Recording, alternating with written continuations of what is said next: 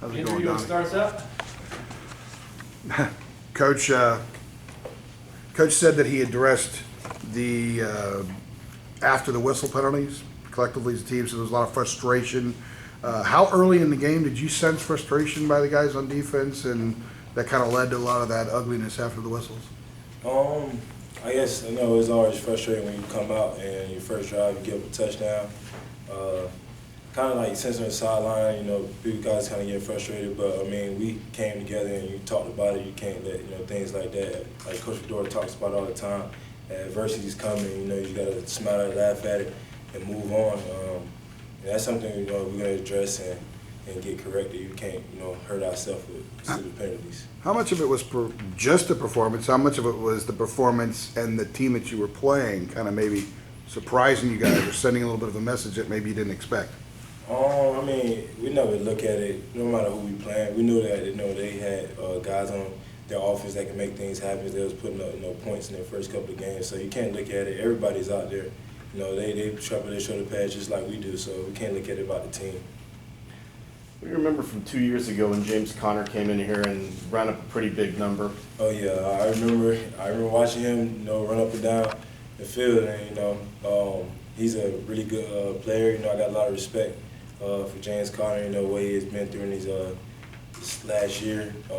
Battling a knee injury and of course the cancer deal. Considering some of the troubles you guys have had stopping the run last year or so, how big of a challenge is it to try to slow these guys down? Because it's not just Connor. The other guy, Olsen, also is pretty good.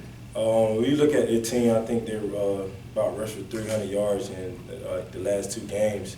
So it's going to be a big challenge to us. It's going to be a test to see what we have. And the things about I love about the guys in the locker room that they always try to accept challenges and try to come prepared as best we can. A lot of the guys have kind of been close with James and sending him messages and stuff like that. Do you have any relationship with them all on that level? No, I don't have any relationship with him. But like I said, I respect the guy. For what he's been through. As been an athlete and a football player in this conference. When you see a guy go through things like that, you want the best for him. Even though you're competing against him, you want the best for him. And I think he's been a motivation to people to see how he can bounce back from that, because that's not something easy to bounce back from. Donnie, with the limitations y'all had up front with the defensive linemen, are you guys feeling that back in the secondary? Excuse me? Are y'all feeling, with the limitations y'all have had up front with the defensive linemen, are y'all feeling that in the secondary in terms of having to clean up a lot of stuff?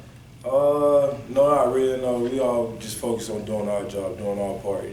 We feel like in the secondary, we got to be the guys to make plays, and as long as we're doing our part, that everything else, will fall in place.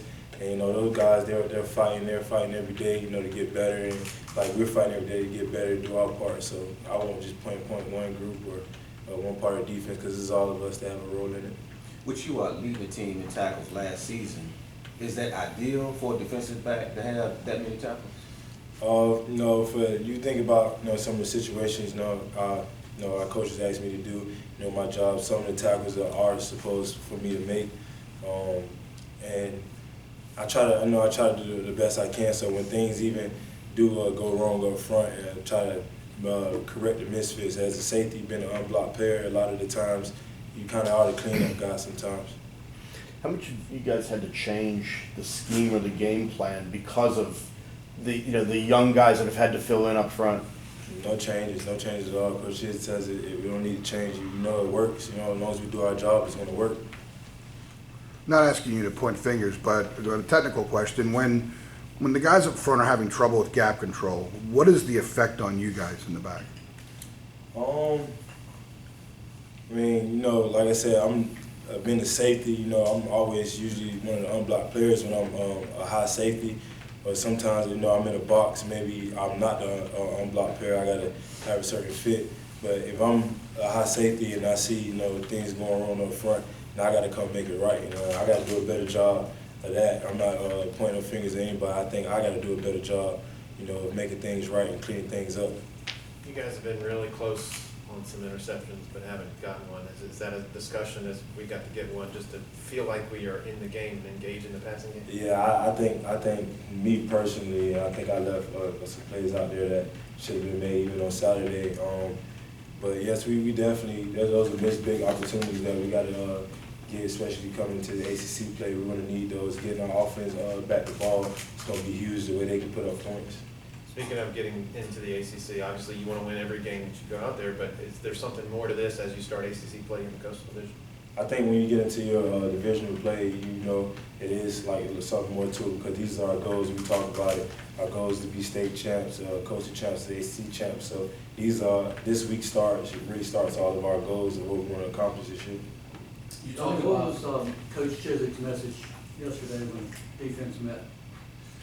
Picking up the energy. I think Saturday, big disappointment was, we didn't look like we was out there having fun. It wasn't really as much energy in there. That's something, that me being an older guy, I got to try to pick guys up and bring the energy and not wait for something to happen to try to respond, but to come out swinging first.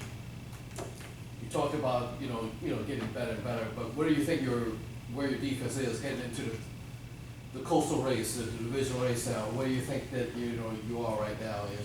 This is the meet right here, starting right here. I think as a defense and as a team, that we have a really good chance of being a special team, a special defense, and it's all about us, doing our part. Our coach talked about it: do your 111, do your part of the defense. And I think once we get to that, and we could be really special. I really believe in these guys, and I know what we got and the talent that we have in the locker room. Anything else for Donnie? How is the leadership on the defense? Andre has obviously stepped into a bigger role with Shaq and Chopper gone. Is he commanding a defensive huddle like you'd like from a middle linebacker? Oh yes. I think Andre, he pulled the guys up, Saturday when things was going wrong, and tried to step up and be a leader. We got a lot of guys on his defense that has played a lot of minutes and are good leaders. All right, thanks guys. Thanks, Donnie. See you here in just a second.